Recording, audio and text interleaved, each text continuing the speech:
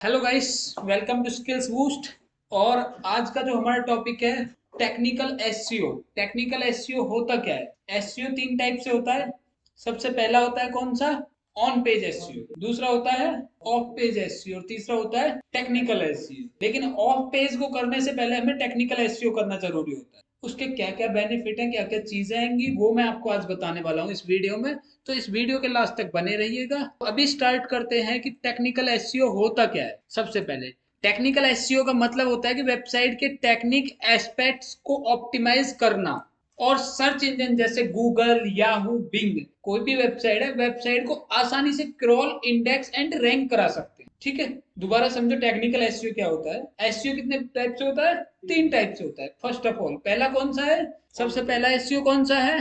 On page SEO. दूसरा SEO कौन सा है? Of page SEO. और तीसरा एसईओ कौन सा होता है? Technical SEO. टेक्निकल मतलब टेक्निकल, अगर एसईओ का मतलब टेक्निकल जो होता है, किसी भी वेबसाइट को, कोई भी वेबसाइट है उसको टेक्निकल तरीके से जैसे ऑप्टिमाइज करना जो कि गूगल आसानी से आपकी वेबसाइट को क्रॉल कर सके, इंडेक्स कर सके और रैंक उसकी फिक्स कर सके। क्योंकि टेक्निकल एसईओ के बिना क्रॉल तो हो जाएगी वेबसाइट, लेकिन थोड़ा टाइम लगेगा उसमें। लेकिन अगर आपकी वेबसाइट टेक्निकली स्ट्रांग है तो वो जल्दी क्रॉल हो। वो है आपका वेबसाइट की स्पीड। वेबसाइट की स्पीड, website speed optimisation. Okay, website speed optimisation is the process improve the how the fast website load and reduce by the size optimize using the caching minimum ports faster website improve the experience and search engine rankings। इसका मतलब क्या है? जैसे कि ये हमारी website है, अगर ये जैसे कि मैं इस पे क्लिक कर रहा हूँ, ऊपर कर्सर घूम रहा है, यहाँ पे दिख रहा है कर्सर घूमता हुआ, ये देखो यहाँ पे कर्सर दिखेगा घूमता हुआ, ये देखो मैंने रिफ्रेश किया इसको तो ये कर्सर घूम रहा है। ठीक है, कोई कोई वेबसाइट क्या होती है कि घूमती रहती है, घूमती रहती है, घूमती रहती है, को कुछ दिखाता ही नहीं ओवरव्यू। तो उसका मतलब अगर कोई हमारी साइट पे विजिट कर रहा है तो वो वहां से मूव हो जाएगा, क्योंकि किसी के पास इतना टाइम नहीं है कि आपकी वेबसाइट घूम रही है और आप उसको वो रुक के देख रहा है, नहीं, वो दूसरी वेबसाइट पे विजिट करेगा। तो इसलिए इसीलिए टेक्निकल एसईओ यूज होता है स्पीड को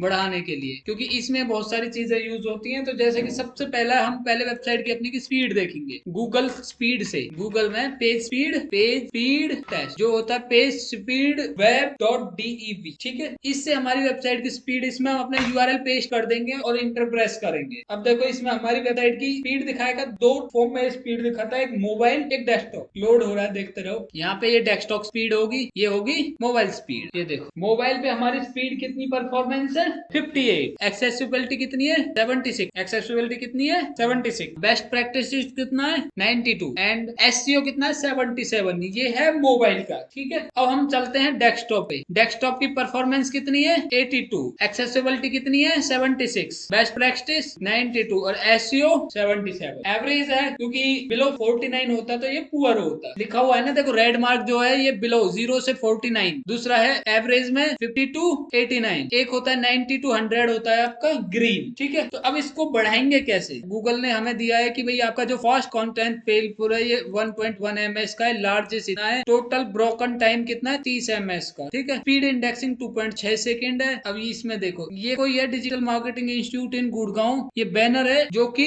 साइज ज्यादा है इसका, तो इसको हम डाउनलोड कर लेते हैं एक बार। ये हमने किया इसको डाउनलोड। ठीक है, दूसरा कौन सा वाला इसने एरर दिया है? ये दूसरा बैनर है। ठीक है, इसको भी कर लेते हैं डाउनलोड। अब इनका काम क्या है? हम इनको करेंगे हम कंप्रेस, IMG कंप्रेसर। कंप्रेस करने से क्या होगा? जो इसका साइज कितना आ रखा है, रिड्यूसिंग साइज कितना है? 404.2। एस्टिमेट सेविंग के लिए हमें चाहिए 330 KB। तो यहाँ पे हम इस इमेज को कर देंगे कंप्रेस। देख दोनों इमेज डाली, कंप्रेस 86% कंप्रेस होगी ये इमेज। इसको करते हैं एक्सट्रेट करी, 125 KB की आ गई है। यही वाली इमेज अब हम अपनी वेबसाइट में लगा देंगे ना, तो उससे इसकी स्पीड बढ़ जाएगी। ठीक है, तो ये होता है स्पीड बढ़ाने का तरीका। ये इमेजेस हमारी जितनी भी हैं, इनको सबको हमें क्या करना पड़ेगा? कंप्रेस करके डालना पड़ेगा। ठीक है, दूसरा होता है रीड ब्रोकन रिक्वेस्ट करके। ये देखो ये है CSS में, इसमें कुछ CSS हैं, देखो ये वाली। इनको हमें request the page rendering move to the network critical path LCP and FCP and इस पे हमें इसको वो करना है। जैसे कि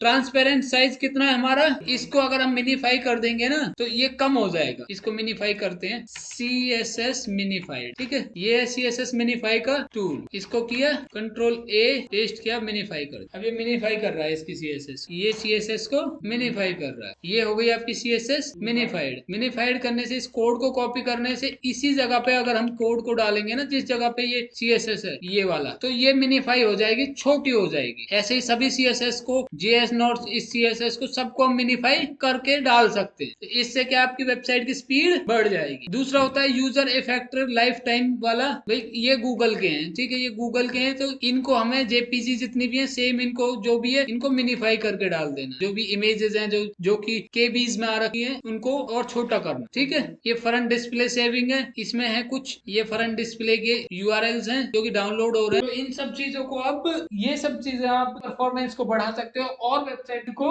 बढ़ा सकते हो। तो ये सब खुद से नहीं करनी है, आपको अपने डेवलपर को बोलनी है, डिजाइनर को बोलनी है, तो वो खुद चेंज करेगा। आपको सिर्फ बताना है कि ये चीजें एक्स्ट्रा इसमें पड़ी हुई है।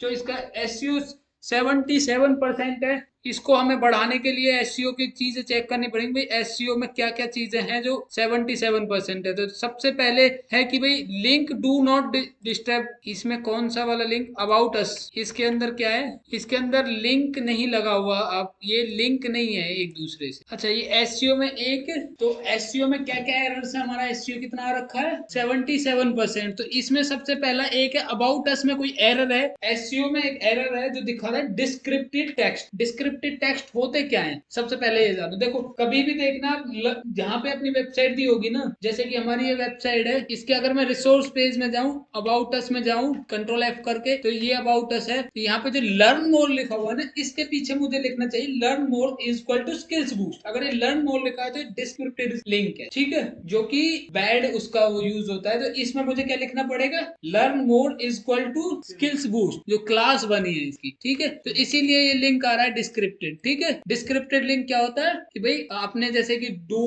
गो या फिर गो करके, बाय नाउ, ये सब लिंक जहां लगाए हुए हैं वहां पे अगर आपने अपनी वेबसाइट का नाम नहीं दिया तो डिस्क्रिप्टिव लिंक में दे देगा, ठीक है। दूसरा इमेज ऑल टैग के एरर है इन दो इमेजों में। सबसे पहले ये देखो कौन सी वाली है, इस वाली में image SRC banner dot JPG, इसमें एक ऑल टैग का एरर है। इस वाली में देखो यहाँ पे ऑल टैग नहीं लगा हुआ ना, ऊपर वाली में लगा हुआ, नीचे वाली में, तो ये ऑल टैग के एरर है। यहाँ से हमें ऑल टैग लगाने हैं। इस वाली में भी सेम, इस वाली में भी ऑल टैग नहीं लगा हुआ, तो इसमें क्या लगाना है, ऑल टैग लगाना है। दूसरा है रोबोट टेक्स्ट नॉट वैलिड, जो इसमें रोबोट टेक्स्ट फाइल है ये वैलिड नहीं है। इसके लिए क्या करना पड़ेगा हमें, SEO ऑप्टिमाइजर कह रहा है हमारा कि भाई आपकी जो रोबोट टेक्स्ट फाइल है वो वैलिड ही नहीं है। SEO ऑप्टिमाइजर क्या कह रहा है हमारा, तो हमें वैलिड फाइल डालनी पड़ेगी इसमें, ठीक है। तो इसमें रोबोट टेक्स्ट चेक करें पहले कहाँ पे क्या है। एक सेकेंड, अपनी वेबसाइट का रोबोट टेक्स्ट ओपन कर लेते हैं। रोबोट टेक्स्ट ओपन करने की वो क्या है, skills boost robot text generate by the SEO optimiser, ये हटाना पड़ेगा हमें, तब वैलिड होगी ये। जो ये लिखा हुआ है ना robot text generate by the SEO optimiser, ये हटाओ, पर यूजर एजेंट से चालू करो, अलाउ डिसअलाउ करो, ठीक है। उसके बाद तो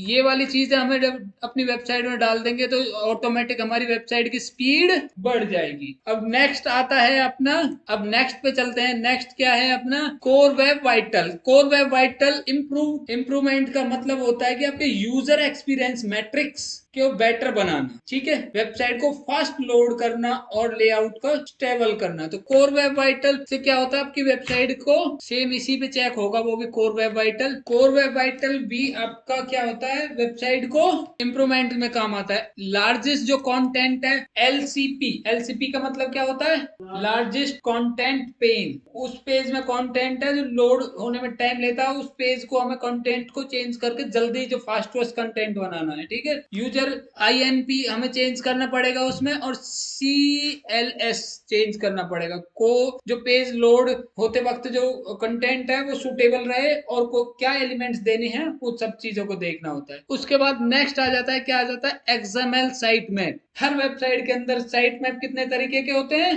2 टाइप के साइट मैप होते हैं। कौन कौन से होते हैं, HTML और XML। हमारी जो वेबसाइट है उसमें XML साइट मैप है, तो साइट XML साइट मैप देखने के लिए क्या डालना पड़ेगा हमें, साइट मैप डॉट XML। इससे पता चलेगा कि हमारी वेबसाइट में कितने पेजेस हैं। इससे पता क्या चलेगा, हमारी वेबसाइट में कितने पेजेस हैं। HTML गूगल को पता चलेगा कि कितने पेजेस हैं, हमें नहीं पता चलेगा, गूगल को। हमारा अगर हमें पता करना है तो हमें कौन सा साइट मैप देखना पड़ता है, HTML, जो कि वेबसाइट के HTML पाथ में होता है, आजकल वो बंद हो गया है, ठीक है। तो साइट मैप क्या करता है कि आपके सारे पेजों को क्रॉलर और इंडेक्स के थ्रू दिखाता है, कि गूगल को दिखाता है कि हमारी साइट पे इतने पेजेस हैं, साइट में इतने पेजेस है, क्योंकि हम हर पेज के अंदर जा जाके फाइंड नहीं कर पाएंगे, तो हम क्या करते हैं, साइट मैप बना लेते हैं वेबसाइट का, जिसके अंदर हमें सारे साइट पेजेस दिखते रहते हैं। हाँ, पूरा स्ट्रक्चर हो जाता है। उसके बाद आता है robot text. Robot text file क्या होती है कि आपको कितने पेज क्रॉल कराना है, कौन सा पेज गूगल में क्रॉल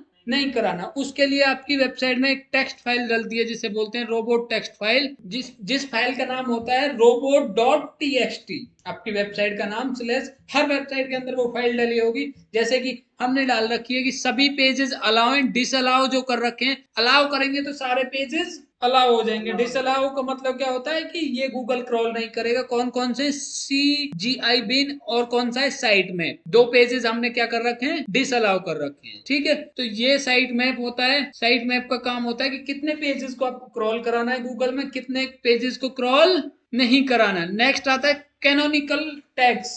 कैनोनिकल टैग्स क्या होते हैं? Canonical tags are the HTML elements tell search engine which is the version of a page and main original on helping the prevent duplicate content issue। इसका मतलब क्या है कि भाई जो आपका हर वेबसाइट के अंदर कैनोनिकल टैग लगाना जरूरी होता है, क्योंकि आपकी वेबसाइट के जो डुप्लीकेट पेजेस हैं उनको गूगल रीड नहीं करेगा। जो आप कैनोनिकल में देंगे वही पेज रीड करेगा। जैसे कि मैंने ये डाल रखा था, गूगल इसी पेज को रीड करेगा। अब देखो आपको मैं दिखा देता हूँ। जैसे कि मैंने दो चीज डाली, skillsboost.in, अपनी वेबसाइट का नाम डाला विदाउट www, एक पेज ये बन रहा है और दूसरा क्या बन रहा है, www के साथ skillsboost.in। तो ये दो पेजेस बन रहे हैं, तो गूगल इसमें कंफ्यूज हो जाता है किसको क्रॉल करना है। अभी आपको मैं इस चीज का एक उदाहरण भी दिखा देता हूँ कि गूगल ऑलरेडी कंफ्यूज है मेरी वेबसाइट पे।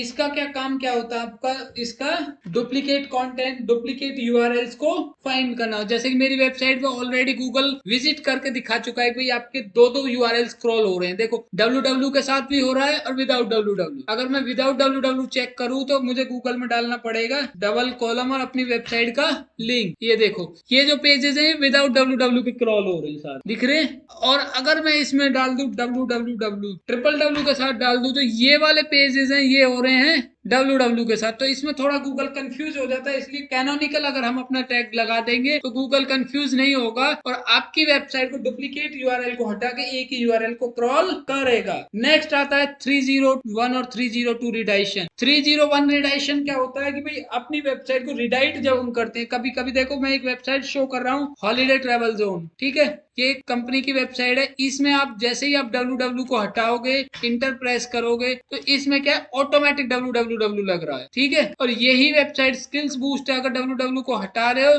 तो www लग रहा है और www को लगा रहे हो मतलब दो पेजेस दिखा रही है, विदाउट www भी दिखा रही है, www के साथ भी दिखा रही है। लेकिन हॉलीडे ट्रेवल जोन का क्या काम है, www के साथ भी अगर डाल रहे हैं तो भी ऑटोमेटिक www लगा रहा है, विदाउट ले लो या बिना भी उसके लिए। तो ये होता है रिडायरेक्शन। 301 एंड 302। 301 का क्या काम होता है, परमानेंटली रिडायरेक्शन। 301 कौन सा होता है, परमानेंट आपकी वेबसाइट को रिडायरेक्ट करेगा। 30 कौन सा होता है, आपकी टेम्परेरी रिडायरेक्शन करेगा। ओके, तो ये होता है 302 और 301 रिडायरेक्शन। एक आ जाता है कि HTTPS SSL सेटअप। HTTPS का मतलब क्या होता है, hyper text transfer protocol secure, और SSL का मतलब क्या होता है, सिक्योर सॉकेट लेयर। हर वेबसाइट टू टाइप से होती है, एक होती है सिक्योर SSL एक्टिवेटेड और एक होती है SSL नॉन एक्टिवेटेड। अब इसको देखने के लिए हमें कैसे पता करना पड़ेगा वेबसाइट सिक्योर है या नहीं है, यहाँ पे क्लिक करो और यहाँ पे आपको दिख जाएगा कनेक्शन सिक्योर, तो मतलब ये आपकी सिक्योर है, SSL पे है। और जो URL के आगे अगर आप इसको एडिट करोगे तो HTTPS लग जाएगा। अगर HTTP लग रहा है तो मतलब आपकी वेबसाइट सिक्योर नहीं है। अगर HTTP ये लग रहा है ना तो आपकी वेबसाइट सिक्योर नहीं है। तो मतलब हमें अपनी हर वेबसाइट को इंक्रीज करने के लिए, गूगल को अच्छे से क्रॉल कराने के लिए SSL लगाना जरूरी है। SSL का काम होता है आपकी वेबसाइट को सिक्योर रखना, एक तरह से वो उसकी सिक्योरिटी है। तो हर वेबसाइट पे SSL होना जरूरी है। दूसरा होता है ब्रोकन लिंक्स। ब्रोकन लिंक्स कौन से होते हैं, जैसे एरर्स होते हैं ना, 404 errors, 302 errors, redirection, permanently, temporary. तो ऐसे ही हमारी वेबसाइट के अंदर जो ब्रोकन लिंक्स है उनको फाइंड करके जो जो भी कहीं लिंक मैच ही नहीं कर रहे उनको हम अपनी वेबसाइट से हटा देंगे तो हमारी वेबसाइट की स्पीड और बढ़ेगी। दूसरा, ब्रोकन लिंक्स गूगल बार बार रीड करेगा तो उन्हें ब्रोकन में डाल देगा कि ये वेबसाइट पे यूआरएल तो है ही नहीं और हमें दिखा रहा है, हम अगर टूल से चेक कर रहे हैं सर्च कंसोल से तो भाई उसमें दिखाता है कि ये आपके टूल्स में है। तो ब्रोकन लिंक्स को, जितने भी अपने जो लिंक्स काम के नहीं है, एरर पेजेस हैं, उन सबको हमें हटा देना है। ठीक है। स्क्रॉल और एरर फिक्सिंग्स क्या होती हैं? जो कि सर्च इंजन को बूस्ट करने में एक्सेस में दिक्कत करते हैं, उनको हमें फिक्स करना होता है। जैसे 404 के एरर हैं, गूगल के रिडायरेक्शन एरर हैं, जो भी एरर हैं उनको हमें फिक्स करना होता है कि भाई ये एरर्स हैं। और जो कॉमन स्क्रॉल एरर्स हैं वो कौन कौन से? 404 एरर जो कि होता है पेज नॉट फाउंड एरर। जैसे कि मैंने अपनी वेबसाइट में डाल दिया, अगर ये लिंक होता, देखो this page does not exist, ठीक है, अगर ये लिंक कहीं भी साइट पे लगा रहता तो एक क्रॉलर में आ जाता, तो इसको हमें फिक्स करना पड़ता, हटाना पड़ता। ठीक है। ऐसे ही एक होता है सर्वर एरर, जो सर्वर के अंदर एरर होता है, भाई आपका सर्वर से कनेक्टेड नहीं है साइट, तो वो एरर होता है। एक होता है block by the robot text, errors को हम रोबोट टेक्स्ट से ब्लॉक कर देते हैं तो उनको हटाना होता है, भाई ये ब्लॉक नहीं करने, हमें हटाने ही होते हैं। एक होता है रिडायरेक्शन एरर, भाई कई बार आप देखोगे कि साइट पे क्लिक करते हैं, खोली तो मैंने स्किल्स बूस्टर लेकिन वो जा रही है किसी और पे, तो रिडायरेक्शन का एक एरर आ जाता है, भाई गलती से लग गया, हमने जबरदस्ती रिडायरेक्शन लगा दिया, तो उसको हटाना होता है, तो ये रिडायरेक्शन एरर होता है। एक होता है डीएनएस इशू, डीएनएस का मतलब क्या होता है? डोमेन नेम सिस्टम नेम है, उसके अंदर अगर हमने आईपी गलत डाल दिया, कुछ भी चीज गलत डाल दी, तो उसका जो एरर्स आएगा उसको हमें फिक्स करना पड़ेगा। तो ये होता है डीएनएस का एरर। ये कॉमन एरर्स हैं जो कि हमारी वेबसाइट के लिए यूज होंगे, इनको हटाना होता है। तो यही टेक्निकल एसईओ का पार्ट होता है। अगर हम इनको इंप्रूव कर लेंगे तो हमारी वेबसाइट की रैंकिंग और बेटर बनेगी। मिलते हैं फिर एक नए चैप्टर के साथ, तब तक के लिए thanks for watching this video.